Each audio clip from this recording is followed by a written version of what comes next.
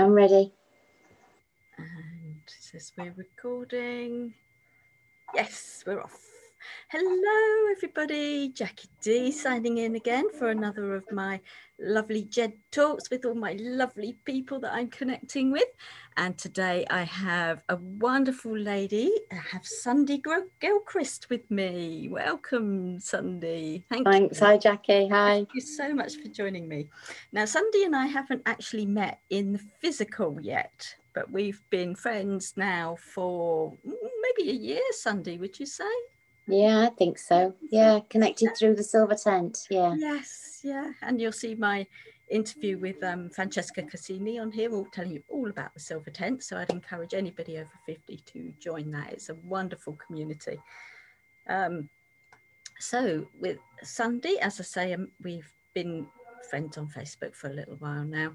And I just love the way Sunday works. She puts things out there and the responses she gets really get people into exploring their feelings and seeing where they fit in the world and with the universe and maybe messages they have to bring out. And it really brings out a conversation that is fulfilling or is deep thinking and gets your thought juices flowing. And I've followed for a while now, and to the point where I couldn't wait to get her on my show. And it's beginning to feel like a show now because I've interviewed quite a few people. So let Sunday tell you a bit more about herself, the projects she's got on the go, because she's got several projects. So Sunday, tell us a little bit about yourself. How did you get where you are today? And oh, Jackie, thank you. Yeah. How did I get where I am today? That's a really good question. I have no idea. I suppose at one level I'm just listening and following what arrives in my realm, and it's really interesting watching myself, and I'm just thinking I didn't order this, I didn't sign up for this. So my background is I'm from a farming background, and so I dealt with a lot of rough and tumble and the push and shove of dealing with nature and people and deadlines and things going wrong and machinery breaking down. And did you have animals, Sunday? We did. So the unpredictability of big animals like cows and horses and life and death and life and death. So very much involved in that. And as a child, I sort of had a real strong connection to nature, and then got married and had children, and that all sort of disappeared, and I went into that sort of mainstream world that many of us do. Lost my soul, what I would call my soul-based connection.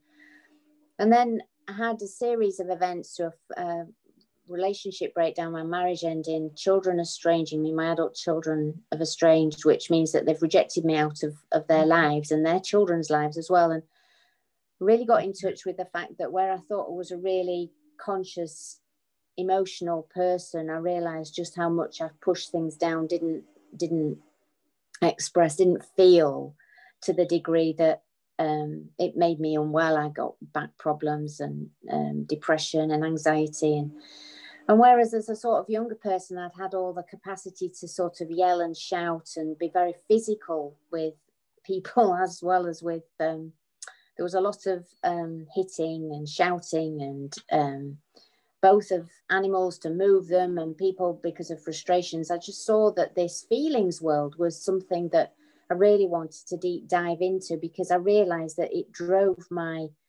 behaviors, it drove my beliefs, it seemed to be the thing for me.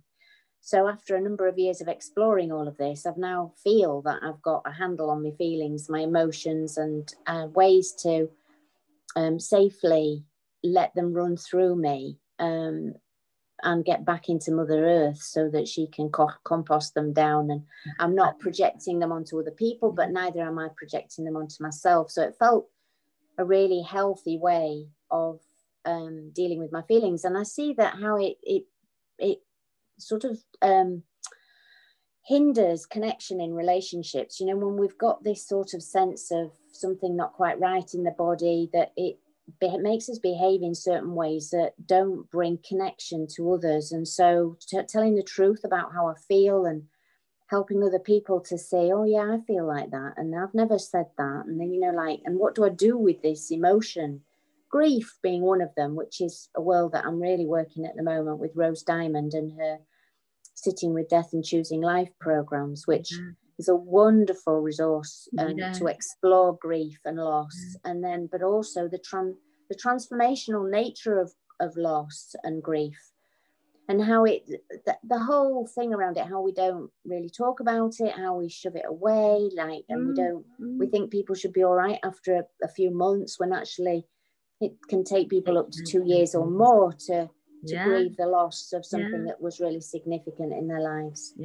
And I found that with the soul midwifery that I've done, and actually took workshops around death and dying. And I think once you've explored it, you see the whole life cycle from a different point of view. And certainly for me, it helped me cope better with living, and it enhanced my life because I understood the process of living, dying, and everything in between. So I think everybody should explore it at least once in their life, and it does help to get things into perspective. So. I think it helps with the fear. I think as being a human, I think my understanding is that there's just fear-based feelings and love-based feelings, and I vacillate between those. That fear comes up for me, and when I can recognize that I'm in a fear-based emotional state, how to deal with that, I see so much projection going on in the world. People, I talk about it as if we've got this pain parcel, and because we're in pain, we pass it on as pain relief for ourselves to another person, usually in quite a violent, unharmonious way. I like that analogy, like pass the parcel. It is pass the parcel. I had this wonderful, well, it wasn't wonderful, but I really got to saw this energetic pain parcel getting passed along when a mum shouted at a child. The other child then went and hit the younger child, the sibling, and then this sibling trotted over to the grandma to sink his teeth into grandma's leg. And I just saw this cycle. Anyway, grandma was wise enough to not pass it on anymore, just saw it for what it was this energetic anger parcel getting passed along 3 people and then being stopped by the wise elder, which is what I think the other project that I've got on the go is, how do we get wise elders into what I would call something like soul-based schools, where, when I was a child, when you come out of schooling, you think, well, they didn't teach me about this, and they didn't teach me about that, and all these sort of feelings, relationship work, because for me, relationships are the absolute key. We are this web of life. That's what I see. And if we can't relate in ways that work with each other, which is what we see all over, like all this separation and differences between color, religion, age, all that sort of stuff that's going on. I mean, there's loads of differences, genders, sexual preferences, it's like everybody's fighting to be different, and yet the non-acceptance between all those differences, we've just made it so difficult for ourselves. So to actually get in with the younger people, the elders getting, who have got this, like, pennies have dropped, and we think, oh yes, can see the ways through all this disconnect and this disharmony. For the elders to get in with the youngers, to get in with the younger people into these soul schools, teaching them about relationship skills, teaching them about emotional feelings, how they deal with that charge that comes into their body when somebody nicks their best toy and runs off with it, going, ha, ha, ha, ha. The elders then supporting the young people to get into the body and say, okay, so you've got all this charge going on. It isn't about that person that's whipped off with your best toy. It's how do you get, the attention is on you. How do you get rid of this charge that's in you in ways that don't harm the person that's run off with your toy, but also you don't then suppress it down, which is what many of us, the parent will say, well, just share it, and this kiddie's going, I don't want to share it. and dealing with all that sort of emotional turmoil at a younger age, and giving them the skills, the tools to deal with that. I mean, that would transform so much of humanity if we could do that. I love that phrase, soul-based education. I just think that's wonderful. So you're starting the project and you're connecting with other people that want to do similar work. So your vision is that this does go out across the UK and gets into schools, and that's just fantastic. That sort of thank you. And as an elder now, me, I don't want to do the setting up of the projects. I think the projects are already there. And it's like bringing that elder wisdom. Oh, this is, it just needs tweaking, or making connections with things that are already there. I mean, we say it so often, why invent the wheel? I think we invent the wheel because we think our wheel's better, but actually we want our version of our wheel. And so letting go of that and actually working in collaboration, which is what Francesca is really, I so get it.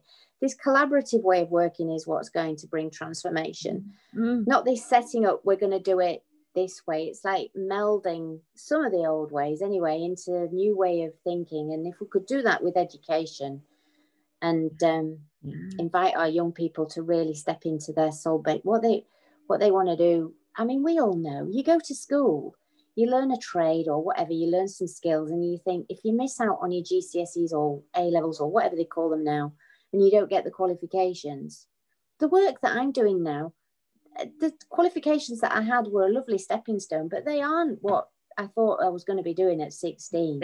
And yet the pressure on children, young people, to get qualifications so that they're sorted for life, maybe that's not what we need to tell them. You're going to have a lot of difference as you age into what growing into yourself to be able to what you bring to the world.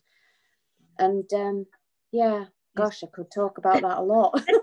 Yes, and I've got I know there's I've got actually interviewing another friend later that works with yoga with children within schools and meditation, and just that calming and coming into the body, into the soul, is going to be a bit of a foundation for them. And then if you can build on that with what you're bringing about, then exploring the feelings, then we're going to have some pretty well equipped, emotionally secure youngsters coming through. And I think, and I do think that those children are being, like, I remember when I was little, I remember having that soul-based connection. I remember that connection to source that I had. And when I had grandchildren born, I saw them still in that place of connection to all things in time and space. I saw that. And then come 2, come 3, come 4, that slowly slips away, and then they get into the programmed ways of being and being spit out at the other end as something that they think they should be rather than what they think they are. And then that tussle for me anyway in midlife, where I thought, this doesn't feel right, and now I'm more in alignment with who I am. And it's strange, the people who I was in connection with possibly thought, she's lost the plot, she's wacky, she's whatever, because I didn't fit in that realm anymore, and I've gone into this more of who I truly am. And it for me, it was very scary, that sort of coming out into that being truthful to what I say and how I feel, and trusting that people can handle all of that, and if they don't, then they sort of like disappear, maybe with a bit of a hissy fit at me. Well, and maybe some food for thought. Yeah. You go into that fear, but actually it's beautiful. What that transgresses into is something really quite profound and meaningful. And that's, I think I'm a bit of a seed. I've seen this now. I throw seeds out. In so many different ways. And now if you want to pick it up, that's fine, and if you don't, that's fine too. So thank you, Sundie, for all of that information. And Sundie runs a group about your estranged children as well, don't you? Or healing parents of estranged children, and that's something well remembered. Well, so yes, did I get it right? You did. Yes. So again, if that's you, if you need help with if your children have estranged from you, then do. And if I can just add, I've got a website called Sublime Relationships, which is all around the whole thing around how to have have a sublime relationship with yourself as well as with others. I'll put the details in the comments when this goes live. Just one more quick question. If you had something to say to inspire the world, or a message for the world in just 1 or 2 sentences right now, what would that be?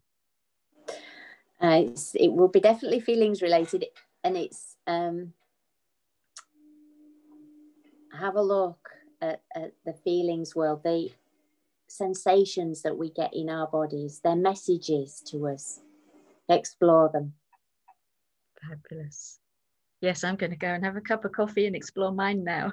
Thank you so much, Sundie, and we'll keep talking on Facebook, and as soon as we're let out, I should be up there. I should be coming to Yorkshire and Scotland to see some friends that I've met, so you can expect to visit. Put the kettle on. I will do. Thank you, Jackie. Thank you. And thank you for listening, everybody. I'll be back soon with another Jed Talk. In the meantime, I hope everybody stays happy and healthy. Until next time, bye-bye.